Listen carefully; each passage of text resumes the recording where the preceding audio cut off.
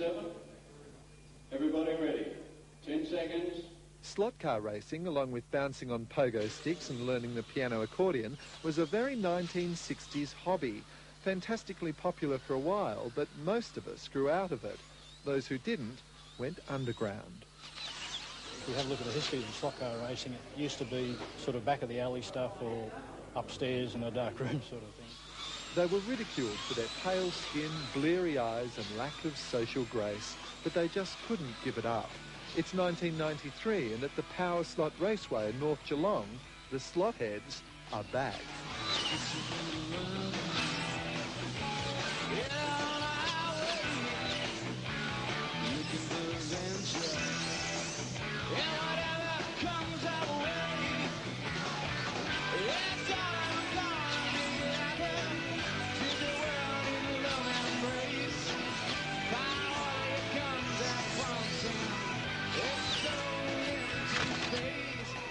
I went with a friend once to a track at Geelong in Adelaide, sort of out in the back blocks, and ever since then I've done it sort of on and off, 24 years. What's your fascination with it?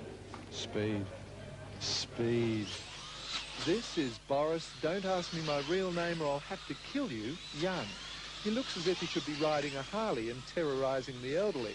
Instead, Big Bad Boris gets his kicks, sending 60 grams of plastic car hurtling around this track at 160 kilometres an hour. Now, all you blokes refer to it as the fastest motorsport in the world. It is. It's probably the safest too, isn't it? I don't know. Ask Jeff Gray about being safe. He'll tell you. Yeah. Well, a car got airborne and hit me in the heart, and they said at that stage the car was doing about 70 kilometres an hour. And another car got airborne and hit me fair and square in the throat there. And it's a very sharp object there. And I went back to Geelong after being in Sydney with a lovely big bruise there. And it was a bit hard to explain to the wife that a slot car actually did it. OK, so they don't tell the best jokes. But slot car racers go by that old racing maxim, if you laugh and drive, you're a bloody idiot. Drivers, to your positions, please. Marshals. And no wonder they're serious. This weekend, $1,000 is up for grabs in the 1993 Brock Trophy. They've come from everywhere, but mainly Adelaide. With them are cars, controllers, soldering irons, tyre trimming machines, motor analysers and spare tyres. Fully equipped, these pit boxes are worth more than $5,000. Now, I'm not really allowed to call it a toy, am I? Oh, no. Well, what a slur. And so begins our education. The motors do equivalent to about 200,000 RPM. With the gearing on them, the ratio, the rear wheels are actually spinning at 50,000 RPM. Now, your electric drill at home is only doing 33,000 RPM, so there's a big difference there. These armatures run at the boiling temperature of water. They have an epoxy holding the wires together, which is rated to 800 degrees. And quite often, as you'll see today, a lot of those don't stand that temperature.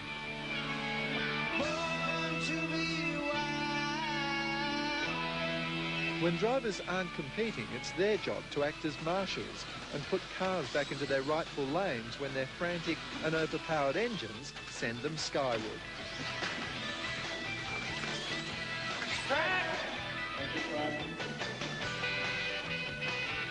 Peter, marshalling looks like a pretty tough job. Yeah, it is a hard job, but you just get in there and do your best. You know, put up with the abuse. And Do you get plenty? yeah, you get plenty of abuse. If there was a fellow you didn't like, do you reckon you could slow his car down? It could, but it's not the way to do it.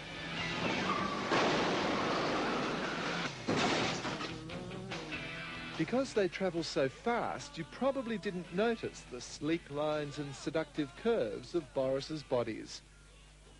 They're a bit saucy, aren't they, some of them? Oh, they get worse. They really do get worse. Yeah, you've got one with a panda and a naked lady. Maybe we shouldn't see it, but Oh, we'll show you that one anyhow. look at that. That was the one I entered in concourse in 27s. Pandas, naked women and speed, all part of the Boris obsession, and no doubt of some interest to medical science. On and on they drove, completing a lap every 3 seconds, mesmerised, oblivious to the world outside, and even their wives and girlfriends. Yes, behind these brave smiles, the members of the Slot Car Widows Association are battling to stay strong. It's definitely like a childhood hangover, playing with cars, but the seriousness with which they play is certainly not little boy stuff, it's big boy stuff. Will there be a point when you say, Rick, it's either the car or me? It's been said before. It has. What did he choose? Yes, I think he chose the car.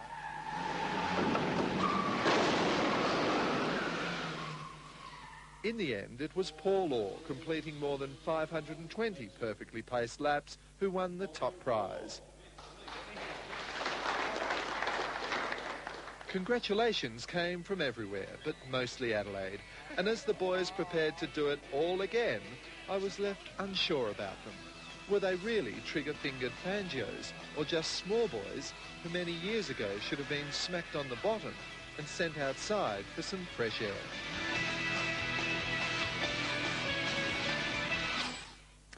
And they came from everywhere, mainly Adelaide.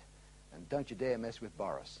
After the break, Neil Curdy makes the pilgrimage to a landmark of Australian motorsport. Centre of attraction in this race, and indeed the whole meeting, is Australian-born Jack Brabham, reigning world driving champion. Put the pedal to the metal and burn rubber, petrol heads. Born to be wild, born to be wild. This is Flash Track's Motor City, where all the slotties from the southern Brisbane area come to pit their skills against one another. They've got a huge track here, and you can race 8 cars at a time. These little hot rods rip around the track at about 100 kilometres per hour. That's like a full-size car doing 2,000 kilometres per hour. Wow, check this out. Drag racing. They should be here any minute. Of course, they move a bit faster than I thought. Now, kids, don't under any circumstances try this next stunt at home. I've been specially trained for things like this. It's drag row racing. Hey, you blokes, got an ambulance here? I always wanted to meet a model. That's a joke. Tell me, guys, is this the sort of sport that turns men into boys? Yeah. How long you been doing? Oh, 3 or 4 years. 3 or 4 years. Oh, yeah, you're all 3 or 4 years, eh? And you always been interested in speed? Yeah, mate, yeah. Most of us come back from the days from fast cars and that. We can't afford to do it anymore, so we play with toys. If you want to play the slotties, you come to a place like this and hire a car for about $7 an hour. Or you make your own. So, Mike, is there much work in these things? I mean, how long would you spend making one of these models? Oh, depending on the type of car that it is, you can spend anything from 3 or 4 hours on it to countless hours, a week, 2 weeks. And I guess there's a real pride in the finished product, like that old one on the end there. This one here? Yeah, that beauty. Cadzilla. Oh, yeah. There's a lot of work gone into this one. It's actually a model of the ZZ Top Car, one of the most expensive street machines ever built.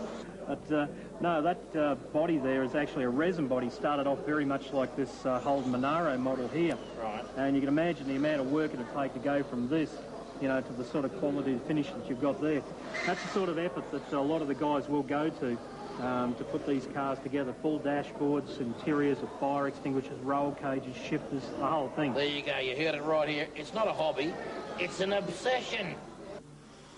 But as with all finely balanced speed machines, things can go wrong. Yep, it's frantic. This is the pit area, the garage, the service centre. Boy, if these guys don't get their cars fixed in time, they won't win any race. This is a sport popular with kids of all ages, and anyone can have a go. A word of warning, though, there does seem to be a bit of a worrying side effect. You could end up looking like one of those sideshow clowns. So, Liam, And what car do you drive? A wumpy. A what?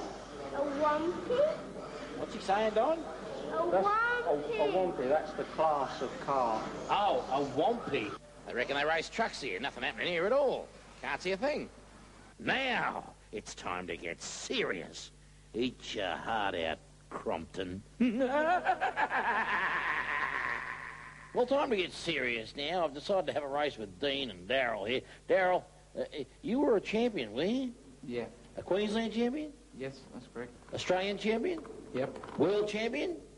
No, world record holder. Oh, you can fib to me. World record holder. Oh, I can take these guys. And Dean, you come here all the time? Yeah, once a week. Once a week. Ooh, there's a lot of practice gone in there. Still not to worry. Now, I want a good, clean race if I'm going to race you, because I'm all dressed up and ready to go, okay? Everybody ready? Is that helmet person down there? Go. Oh, there we go. Oh, Dean, your fly's undone. Now, for all you rev heads out there are slot car centres like this all around Australia. Write to us here at the Great Outdoors and we'll steer you in the right direction. Agro's winner!